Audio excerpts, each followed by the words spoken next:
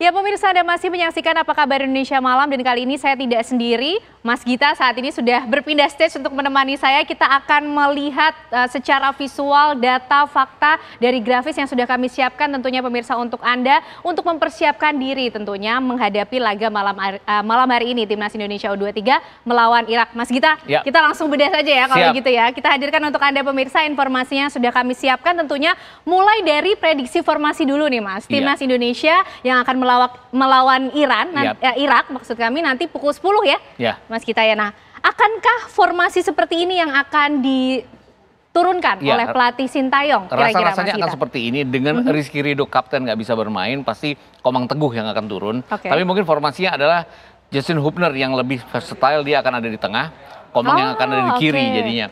Ferrari emang posisinya selalu di kanan. Karena ini kan tadinya milik Rizky Ridho, jadi pimpinannya akan ada pada Justin Hubner. Pimpinan untuk lini belakang ini. Kemudian di depan Witan, Strike sudah bisa kembali bermain sehingga Ramadan akan kembali ke bangku cadangan. Marcelino juga akan bermain di posisi kiri. Arhan dengan lemparannya akan ada di bek kiri. Fajar Fatur Rahman kemarin pada saat pertandingan melawan Uzbekistan, dia kan yang sering dicecer oleh Uzbekistan. Karena Fajar kan emang tipenya adalah midfield, sayap. Dia tidak punya kemampuan untuk bertahan dengan cepat, untuk kembali dengan cepat.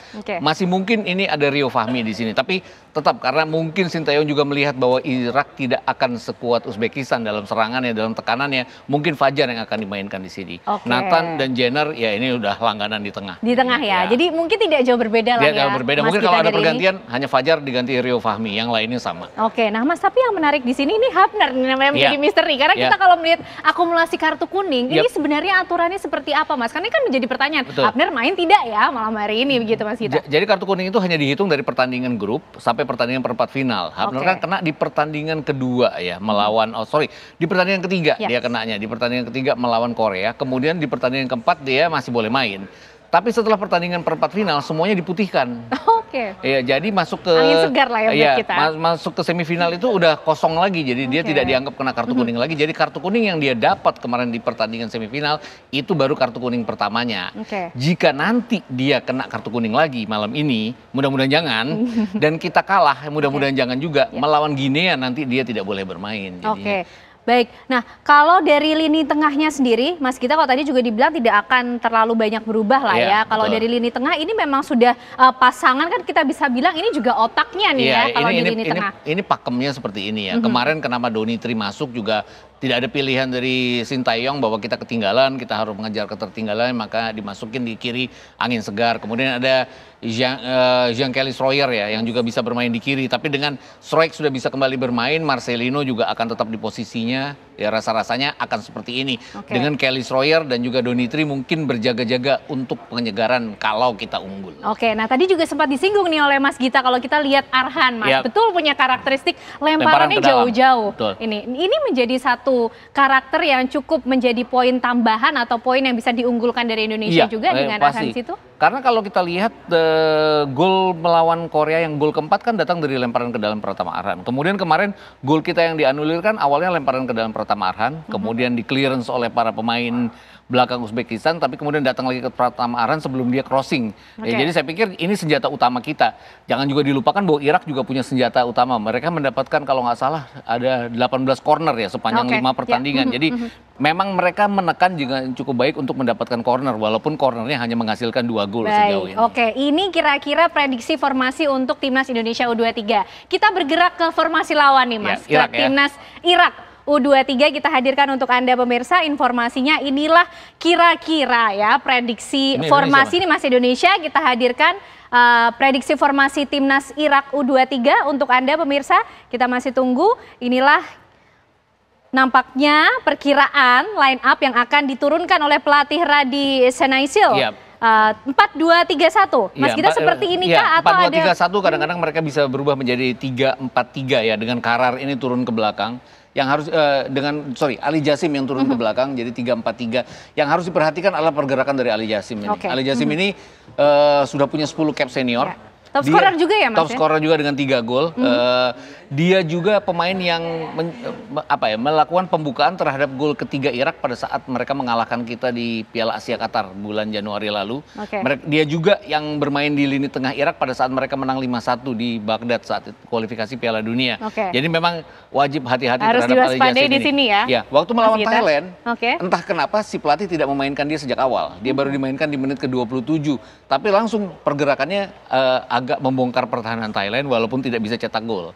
Tapi kan melawan Vietnam dia bisa bikin gol. Jadi dia sudah hafal lah dengan Vietnam, dengan Indonesia dan juga dengan Thailand. Itu yang harus kita waspadai. Bahkan itu tadi yang saya bilang sama Putri Viola bahwa koran-koran di luar kan bilang bisa mematikan Ali Jassim, Indonesia akan melangkah ke Olimpiade. Jadi ini ya yang perlu di-highlight. Itu tapi selain Ali Jassim, Mas Gita, kalau kita melihat line up dan formatnya ini, siapa saja kemudian pemain-pemain? Nah, ini kita juga hadirkan nih Mas, beberapa profil dari pemain kunci timnas Irak, betulkah? Nah, tadi sudah disebut ya, Mas Gita ya, Ali Jassim dengan posisi sayap kiri, top scorer, 3. Sebelumnya di klub Al-Quwa Al-Jawiyah. Nah, apa sebenarnya Mas karakter-karakter yang perlu diwaspadai dari Ali Jassim? Ini pergerakan di kirinya sangat bagus. Kemudian dia kan model pemain sayap modern ya, bisa inverted ke tengah, bisa langsung melakukan shooting dari tengah. Salah satu dari golnya hasil dari pergerakannya dia dari kiri ke tengah. Kemudian ada satu pemain lagi, Muntader Mohamed ya. Kita nomor akan hadirkan 11, juga. Kalau nggak salah Muntader Adakah Mohamed informasi berikutnya? Kita akan hadirkan untuk Anda pemirsa profil pemain kunci lainnya dari timnas Irak. Nomor 11 selain Ali Jassim, dia udah